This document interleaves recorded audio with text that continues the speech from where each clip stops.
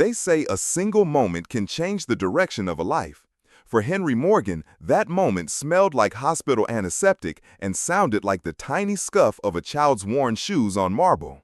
For Emma, it was the only gambit she had left. One folded paper, a crooked resume written in blue ink, and a courage that had nowhere else to go.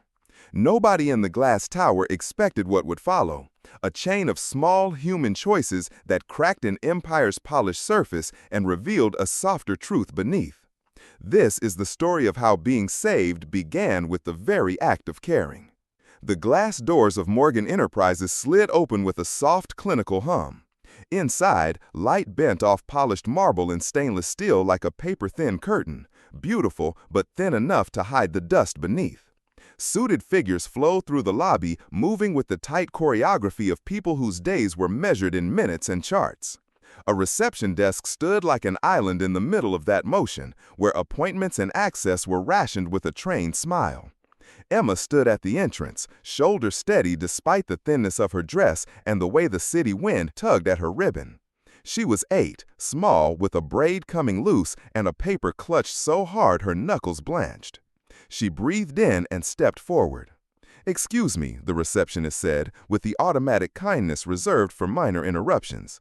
"This isn't a place for children. Are you lost?"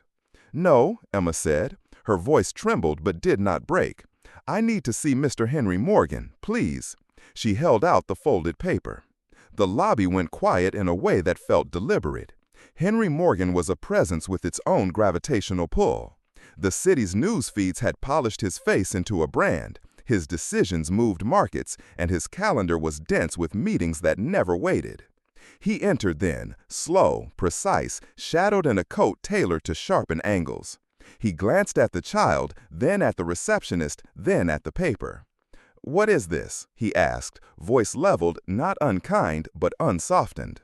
Emma stepped forward anyway. "My name is Emma. My mom is sick. I need a job. I can clean. I can help. I'll do anything." Henry unfolded the paper with the absent care of someone who handled contracts by reflex. The resume was simple, honest. Name, age, a list of small skills, a single desperate reason written in careful loops of ink. He expected to be dismissed, some PR stunt, a charity approach. But he watched the child's chin not wobble, only set harder. "5 minutes," Henry said after a moment, "then you go." Upstairs, the office that was Henry's world sat in glass and oak, a fortress above the city's bustle. He placed the paper on the desk as if it could be negotiated like any board proposal. "Who sent you?" he asked. "No one," Emma's reply was small, true. "They don't listen to me at the hospital." He listened. She told him the facts in the particular way children do. Clear, direct, with sentences that did not try to hide what hurt. Her mother used to work 2 jobs. She fell ill last winter and the bills piled up. There was no insurance coverage, private clinics required upfront payments, and the doctor had said treatment could get better, but only with help. Emma's words landed like small stones hitting still water.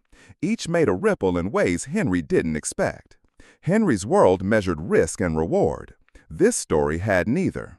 And yet, when she finished, his jaw tightened and, for reasons he could not have named then, he pressed the button on his intercom. "Olivia," he said to his secretary, "cancel my next meeting." Emma thought that meant she had the job. He did not yet know what he intended. For the first time in months, years, he asked her to explain every detail. He wanted a picture of the life she had left outside his doors. Her explanations shaped themselves into scenes. Fluorescent hospital lights, a mother who hummed to soothe fevered dreams, a little room stacked with donated clothes. She spoke of nights waiting for test results and mornings when hunger made the world a colder place. When she finished, Henry felt, fleetingly, something that had the taste of regret. He was not a man who believed in impulses, but some impulses were stubborn. "Come to the building tomorrow," he said at last. "You can help the facilities team for a week. Clean, carry deliveries, show me whether you're telling the truth." Emma's shoulders sagged, not with defeat but with relief, a subtle letting out of breath. Outside, the city moved on, ignorant and uninterrupted, but inside the glass, a line had been drawn. Henry's assistants whispered in halls, and the security guard fed stories into the break room. People loved to guess why the man who ran credit lines in developers suddenly had a child in his orbit. Emma saw the world in stark choices: find a job or watch her mother's light dim. Henry had never lived in such starkness. He had budgets and margins and evening invitations to gala dinners. Now, for reasons he would only understand later, he had a different kind of ledger to balance. Small, urgent human need laid bare on his oak desk. The first time she swept the corridors, Emma's hands were clumsy but determined. She hummed softly, a tune she used at the hospital to make the lights less frightening. People noticed her, some with curiosity, some with pity. Henry noticed something else, a dignity in how she undertook small tasks. Her eyes moved faster than her hands, cataloging routes, the soft hum of the HVAC, the mornings when trash increased because meetings ran late. She learned. She adapted. Henry watched her from behind office glass in unforeseen pockets of the day. He saw her steady a crying intern by offering a small, sure joke. He saw her use her scarf to cushion a broken box. He saw her hand tremble when the elevator closed and then set again when she took a breath and climbed the stairs. She was all the things his world was not: open, raw, unashamed. And in the waiting, a change began. A hairline crack in his containment. Not heroism, not a sudden moral conversion, just the soft unspooling of a man who had let the world become a ledger and had never had it rewritten by human need. Emma's second week at Morgan Enterprises carried the routine of small tasks: cleaning conference rooms, refilling coffee, carrying boxes into the storage bay. But it also brought something no spreadsheet could have measured: connection. She learned names: Jorge in logistics, Nina in legal, a shy HR manager named Pran, and in return, she taught them how to listen without judging. People left sticky notes for her with "thanks," "good job," and small drawings tucked in the sleeves of returned sweaters. A city built of transactions hummed with an odd new undercurrent of care. One crisp morning, in the quiet after sunrise when the building felt like a ship cutting through fog, Henry found himself deliberately crossing into the corridor she swept.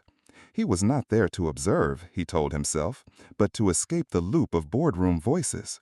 Emma glanced up, saw him, and offered a grin that was both shy and unafraid. "How's the hospital?" She paused, then spoke honestly. "They said Mom needs a procedure. The doctors say it will help. We just don't have the money." A vice-like silence tightened around him then. Henry had seen tragedy packaged as statistics, calls with philanthropy offices that read like annual reports. He had not seen need presented within a single small body of a child who refused to collapse under it. He asked about everything, about the clinic's name, about the doctor, about the price. She offered numbers she did not understand fully. Insurance wasn't an option. The clinic wanted upfront payment larger than a month's rent for the apartments that backed the clinic. Henry felt the familiar machinery of his world click into place. Summons to the CFO, spreadsheets, the calculus of private aid. He hated the cadence of that machinery because it treated people like rows on a ledger to be optimized. He also hated that he felt compelled to use it. That afternoon, he asked his assistant to secure his schedule.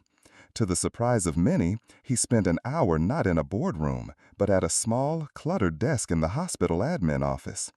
The nurse there, tired, sharp, with a scar on her thumb, looked at his tailored sleeve and folded paper with suspicion. "You don't belong here," she said softly. "I belong where the answer is," Henry replied. He did not ask how that sounded.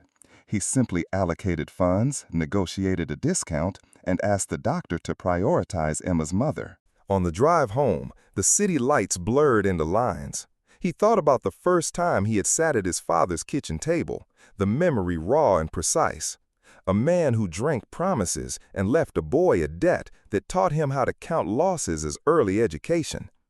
He had used that hunger all his life to build walls around himself.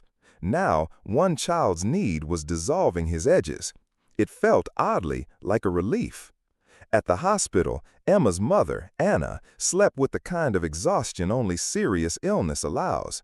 When she woke and saw Henry standing awkwardly at the foot of the bed, she squinted at him as if he were a painting come to life.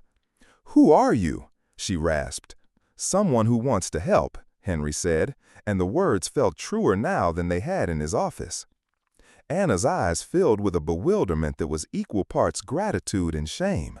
She whispered thanks that felt too small for what was being done. By the time Emma returned to the office, Henry had wrapped the immediate costs of the proposed procedure in a discreet wire transfer. He did not remind his board, nor did he create a press release. He preferred that mercy remain private. Emma's thank you hug was fierce and honest enough to stub his practiced indifference. As she left for the clinic later that day, she turned and mouthed, "Thank you," like a secret spell. But even as Henry stepped back into his role, a pressure he hadn't anticipated was building. In the corridors of power where he ruled, favors came with questions. The board noticed his canceled meetings. Murmurs circulated. A CFO who tracked margins like mountain heights called to ask why capital calls had been delayed. His philanthropic advisor, used to carefully curated gestures, wanted to arrange a charity gala, something with branding.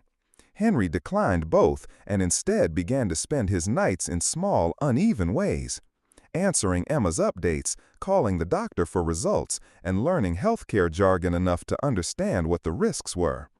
And there, in the quiet trench between those two lives, a fissure widened in his belief that decisions must always be impersonal to be correct. Emma's mother's procedure was scheduled. The doctors were cautiously optimistic. When Emma returned to the office the next morning, her eyes were wide with hope and a shadow of worry that had not yet left her. She cleaned, swept, and organized with an even-handed care. People in the building began to take notice. The HR manager left an extra sandwich in the staff fridge. Jorge brought her a pair of gloves for the tasks with a shy smile. Henry, watching the small kindnesses ripple outward, realized that one act of care begets another in ways that profit models could never measure. He had given money, the company was giving heart. Yet he also knew this was only the beginning. Stability did not come from a single wire transfer. It came from changing systems, from noticing the ways in which certain people were easy to ignore. The thought did not have to be fully formed to be dangerous. What if he used what he had for more than profit? That question would wait, but not for long. Because while the ward held the fragile piece of recovery, outside forces, bills unpaid, a landlord impatient, a doctor who hinted at additional tests, kept moving like predators in the background. Emma's heroism had saved a night. The real fight had perhaps only just begun. Weeks passed like chapters, small victories punctuated by anxious setbacks. Anna's recovery was not linear. There were nights when she slept and nights when the monitors lit the ward like constellations in a patient sky. Emma spent afternoons at a bedside, mornings at a mop bucket, and evenings counting the coins that trickled into a jar. She never believed in luck. She believed in doing whatever could be done. Meanwhile, Henry's intrusions into the human side of life grew less anomalous. He became an unusual fixture at the hospital, a name that the receptionist knew not for board meetings, but for quietly arranging for urgent lab work. He refused to make a spectacle of his actions, and the hospital staff began to treat him differently, with an odd mixture of suspicion and gratitude. What was most surprising to everyone, most of all to Henry, was that his presence began to shift his company culture. Small policies changed. A fund for emergency employee medical needs was quietly established. An internal uplift program offered flexible hours for employees in crisis. But change without friction rarely runs smooth. Morgan Enterprises was not a charity. It was a machine of commerce with shareholders who expected returns. The board met and noticed the budgetary shifts. "What's this line item?" the CFO asked in a meeting where thermostats of power were adjusted with a glance. Henry, who had years of practice converting moral impulses into fiscal logic, was careful. "Employee retention," he said, "human capital protection." He did not mention the child in the foyer or the days spent in a hospital waiting room. Within his executive circle, a rival, Evan Keller, head of investments, began to circle. Evan was a man who loved certainty and found emotional calculus distasteful. He saw Henry's new priorities as weakness. "We cannot let sentimentality dictate budgets," Evan argued, with a voice that matched the marble lobby. "Investors expect discipline." Henry felt the tug. He also remembered the small voice that had asked for a job. The ledger in his head had always been tall and clear: returns, projections, margins. Now another ledger sat beside it: faces, names, nights when machines beeped and a child held a hand. Which ledger would he let balance define the man he was? Then came the day when the hospital called with news that laid stone on old anxieties. Anna needed additional tests, and they were expensive. The insurance denial pulled at a familiar map of vulnerability. There would be paperwork, appeals, more months of uncertainty. Emma sank into herself with the resignation of someone who had learned too young how fragile plans could be. Henry stepped forward. He called the private clinic and negotiated. He offered to use a company foundation to streamline payments. He sat at the bedside for a long time, holding Anna's hand, and found the world uncloaked in a way he had not known he wanted. No photographers, no PR, just human presence. But Henry was not the only hero in this story. Emma's colleagues at the office, people who had only ever thought Henry's decisions were abstract storms, began to stitch their lives into the fabric he had pulled. The logistics team coordinated with the hospital to accept in-kind donations. Nina and legal sorted forms. A small group organized a carpool to bring fresh linen. The building hummed with small acts that felt monumental when added together. That cooperation angered Evan.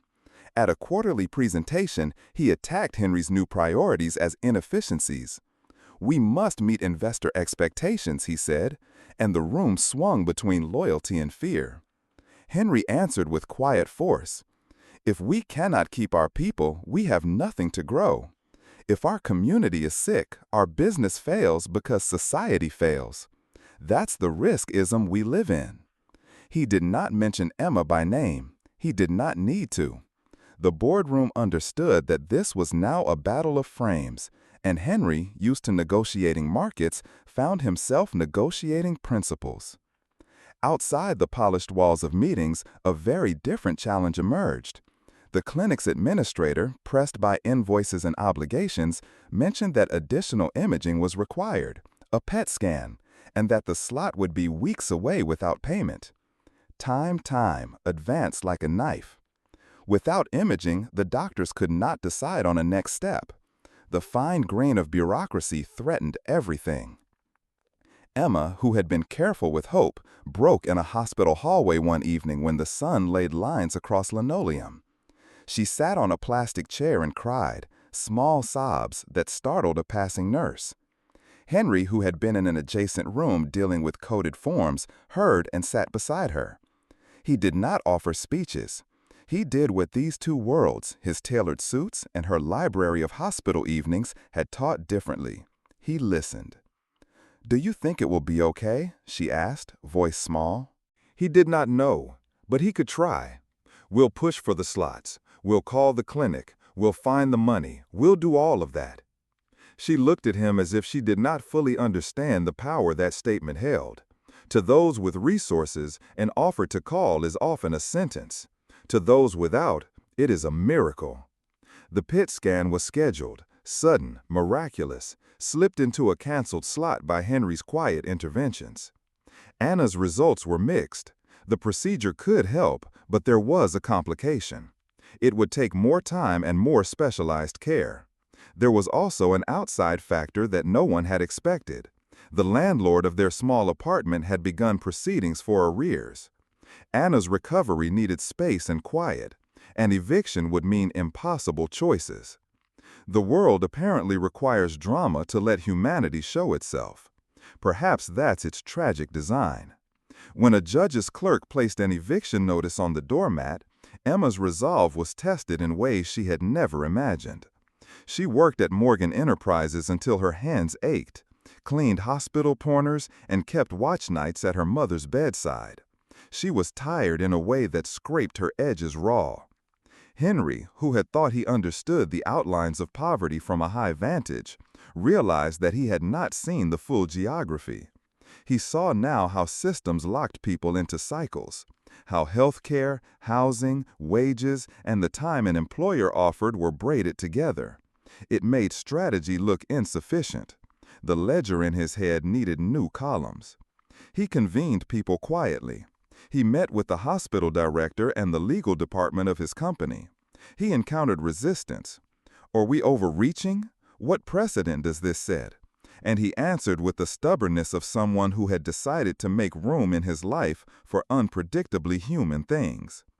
A relief fund was established under the company's employee assistance program, but not publicized. Henry negotiated with the landlord to halt eviction proceedings, and in an afternoon that felt oddly like a confession, he visited Anna's apartment. She was in the kitchen, pale but knitting a small scarf like a ritual to stitch time into something warm. Henry passed over envelopes of assistance with no speeches. He refused to take photos. He refused to accept applause of those who wanted to brand this generosity. Emma watched, wary of relying on anyone's largesse. She had been taught survival as an internal skill, not a borrowed resource. Yet, even she felt the pressure ease as bills were paused and the clinic dedicated staff to Anna's care.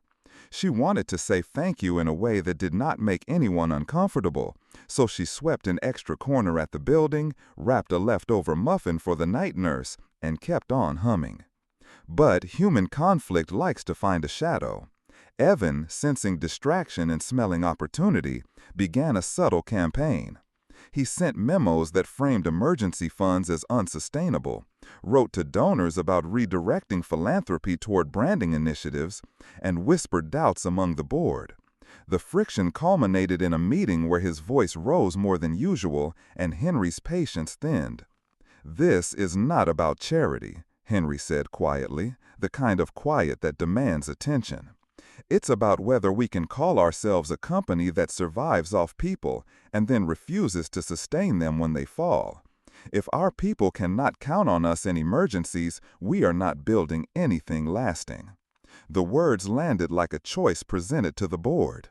Proceed with cold calculation or let the company take moral responsibility for its extended family. It was, he realized, less a business decision than a human one. During that heated week, Anna's condition unexpectedly worsened late at night. Monitors shrieked and a doctor emerged, urgent and young. Emma raced to the hospital, breathless, and for a moment the building's polished surfaces seemed irrelevant. Everyone who cared, nurses, janitors, a few executives, moved beneath the same gravity. Henry stood at the periphery then, uncertain where to place himself. He had been a man of policies. This was not policy-making, but presence-making. Emma clutched her mother's hand, her fingers tiny and palpable. Henry sat down and, without training or pretense, he held the other side of the bed rail, like a makeshift anchor. No media cameras, no board minutes. Just a man and a child and a woman fighting for breath. The monitors hummed their threatening tempo, and then, slowly, as the doctors worked through the night, the tone softened. The crisis passed enough to be called stabilization. Afterwards, in the quiet, when the night had thinned to a few hushed beeps, Henry and Emma spoke in half-formed sentences. "You scared?" he asked. "Yes," she admitted. "Every day. But I try not to show it. My mom says worry is a sort of waste of breath." He laughed softly. "She's right." There is a strange intimacy in sorrow shared. Henry was discovering it like a new sense. It made him awkward and honest. It also made him dangerous to the comfortable narratives the board liked to tell themselves. He was changing in ways he could not hide anymore. The slow arc of recovery took months. Anna regained strength in fits and starts.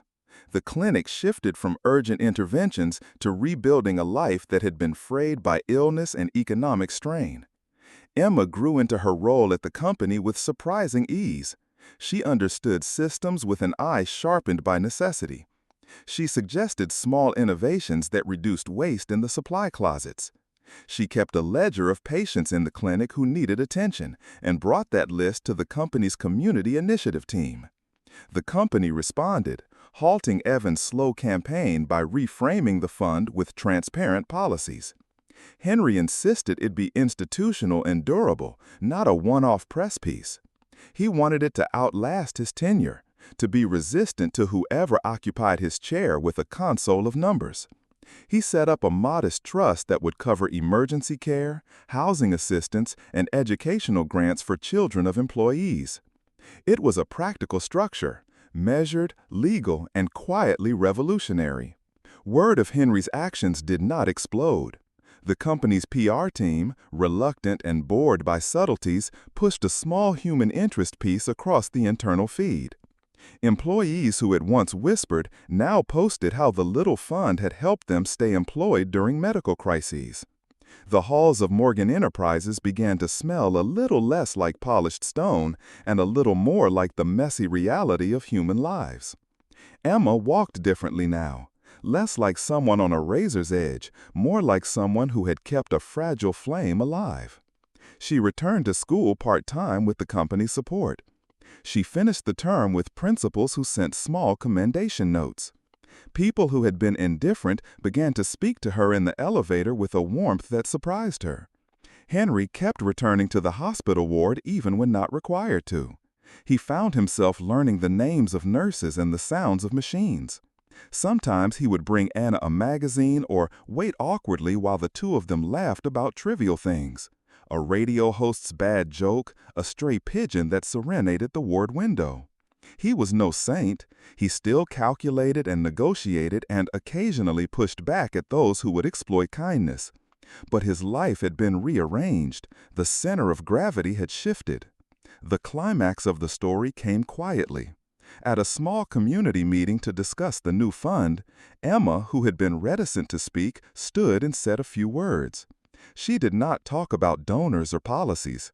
She talked about her mother's hands, how they had learned to hum lullabies even when the bills arrived, about mornings when dignity felt like leftover toast.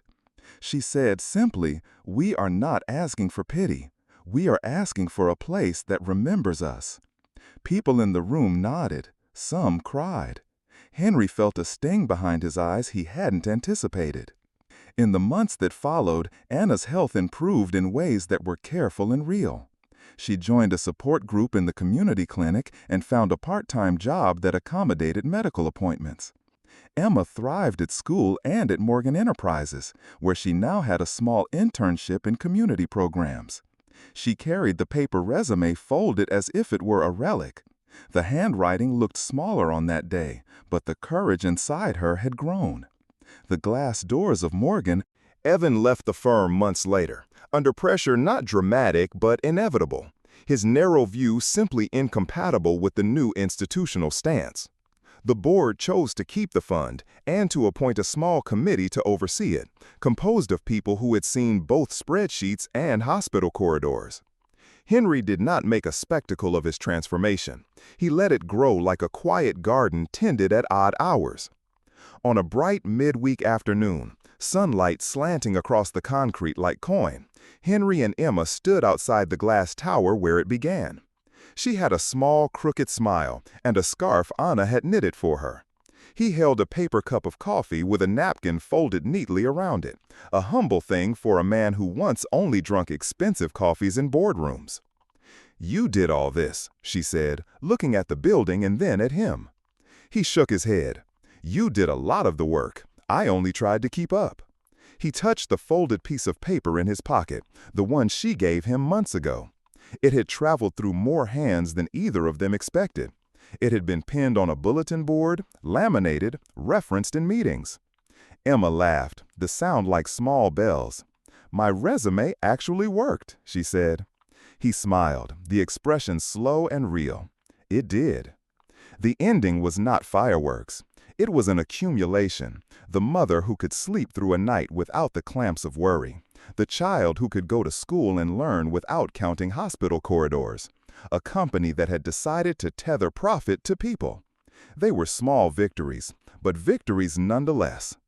At the last scene, Henry signed a small letter, an internal note creating a long-term endowment for emergency aid. He left it on his secretary's desk with a personal instruction. Make sure there's a simple application, no barriers. Make sure nobody ever has to stand at a reception desk like a child with a paper in their hand and plead for dignity again. Emma read the memo later and ran to Anna's bedside, dancing in the narrow space between the bed and the curtain. They hugged and laughed and cried. It was not a grand gesture. It was daily life knit back together stitch by careful stitch. Change rarely looks like a headline. It looks like someone answering a call, then another person answering that answer, then 1,000 small acts stitched into a new pattern. Henry Morgan did not become perfect. He still negotiated hard, still made difficult decisions, but the center of his life had shifted. He learned slowly and stubbornly that his wealth could buy him influence, but influence used well could buy time, space, and dignity for others. Emma learned how to carry hope with her hands, practical, insistent, and generous. Anna learned how to accept help without shame. The company learned that compassion could be structured and sustainable, that business could have a conscience that was not merely performative. They were saved in the simplest way, by people paying attention to each other. In a world ruled by distance and distraction, the story's quiet truth remained. Caring, when persistent and practical, can save lives. And sometimes, in the gentle exchange of giving and receiving, it saves the giver too. The glass doors of Morgan Enterprises still open and close on polished days. But now, at times, someone will notice a small folded paper pinned to a board, a child's messy handwriting, a resume that asks for nothing but the chance to try. And someone will answer.